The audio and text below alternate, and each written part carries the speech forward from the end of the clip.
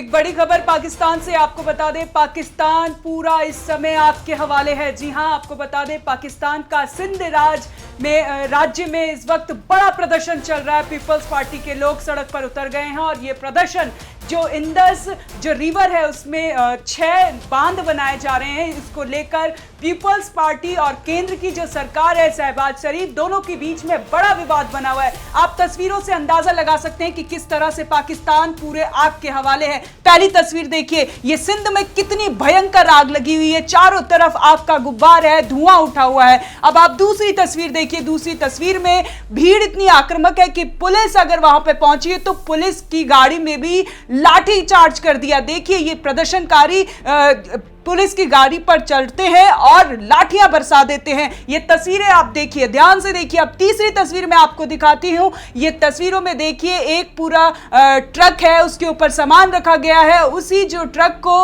लोगों ने निशाना बनाया और लाठियां बरसानी शुरू कर दी है, एक दूसरे पर लाठियां बरसा रहे हैं। तो आप इन तस्वीरों से अंदाजा लगा सकते हैं कि इस तरह इस वक्त पाकिस्तान में किस तरह के हालात हैं। पाकिस्तान में चौतरफा मार लगी है। क्या कहते हैं नीरज जी? ज्यादा जानकारी के लिए मेरे साथ हैं editor in chief Neeraj Sharma. Neeraj Sharma से हम ज्यादा जानकारी लेंगे। इस वक्त पाकिस्तान चौतरफा मार झेल रहा है। नीरज जी देखिए, पाकिस्तान चौतरफा मार तो झेल ही रहा है।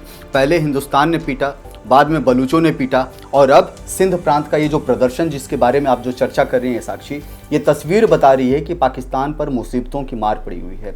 पाकिस्तान धू धू कर जल रहा है। एक एक कर इन तस्वीरों को अगर आप गौर से देखेंगे तब आप समझ जाएंगे कि क्या हालात हैं। मंत्री के घर को जलाया गया, सुरक्षा बलों को पीटा गया। इन सब तस्वीर बता रही है कि वहाँ हालात बेकाबू है। आंतरिक तौर पर पूरा का पूरा पाकिस्तान जो है गृह युद्ध के मुहाने पर खड़ा है। और आपको बताएं, पाकिस्तान में सिंध प्रांत में जिसकी आप चर्चा कर रहे हैं, वहाँ नारा बहुत तेज़ी से चल रहा है, सिंधुस्तान की बात हो रही है। आप समझ सकते हैं कि पाकिस्तान में हालात किस कदर हैं। दरअसल ये पूरा का पूरा जो प्रदर्शन है सिंधु नदी पर बन रहे बांधों को लेकर के हो रहा है। पाकिस्तान की जो राष्ट्रीय सरकार है, शहबाज शरीफ जो प्रधानमंत्री हैं, वो चाहते हैं कि सिंधु नदी पर 6 से अधिक डैम बनाए जाए और जो पानी है सिंधु का उसको मोड़ करके पंजाब प्रांत की तरफ लेकर के जाएं, जहां मरियम नवाज जहां की मुख्यमंत्री हैं। लेकिन शहबाज शरीफ के इसी कदम का विरोध हो रहा है। करीब 211 अरब डॉलर की ये पूरी परियोजना है और इसका सबसे बड़ा विरोध जो है सिंध में बिलावल भुट्टो की जो पीपीपी पार्टी है वो कर रही है। आप तस्वीरों को देख करके समझ सकते हैं कि क्या वहाँ के हालात हैं।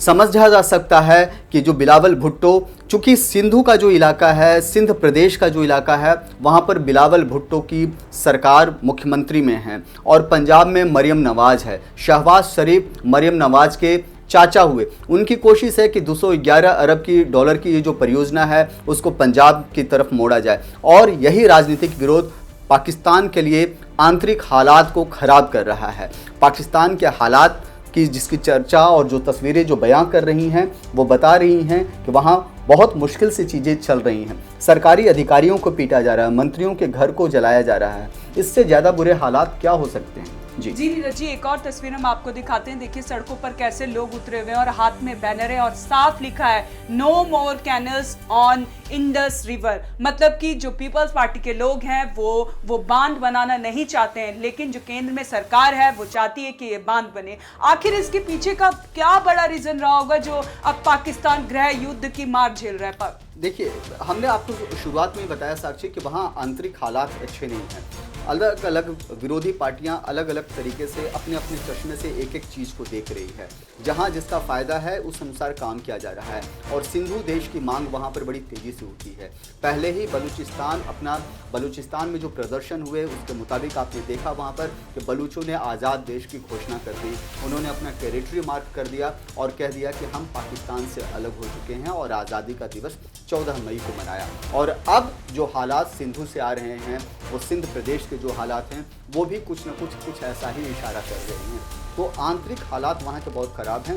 गृह युद्ध के मुहाने पर खड़ा हुआ है। और आपको बताएं, कुछ समय पहले ही प्रधानमंत्री नरेंद्र मोदी ने कहा था कि पाकिस्तान अपनी करनी का भुगतेगा और ज़्यादा दिन अभी इस बात की नहीं हुए हैं और 4 से 5 टुकड़ों में पाकिस्तान बंटने वाला है साक्षी, और ये तस्वीरें उसकी गवाह हैं।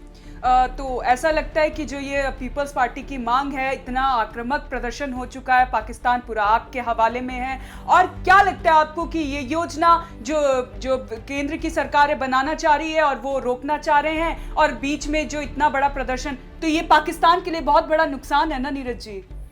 देखिए, वहाँ एक नारा चल रहा है साक्षी, कल बना था बांग्लादेश, आज बनेगा सिंधु देश। तो ये जो बांग्लादेश और सिंधु देश, पूर्वी पाकिस्तान 1971 के बाद, वॉर के बाद एक बांग्लादेश एक नया आज़ाद मुल्क बना। बलूचों का जो हमने जिक्र किया साक्षी आपसे कि बलूचिस्तान ने अपनी आज़ादी की घोषणा की, और अब सिंधु देश की बात हो रही है, और वहाँ बाकायदा जो प्रोटेस्टर्स हैं वो नारेबाजी कर रहे हैं कि मेरा देश तेरा देश, सिंधु देश सिंधु देश, इस तरह के नारे लगाए जा रहे हैं। साथ ही कहा जा रहा है कि कल बना था बांग्लादेश, आज बनेगा सिंधु देश। इससे आप समझ सकते हैं कि पाकिस्तान के हालात क्या हैं।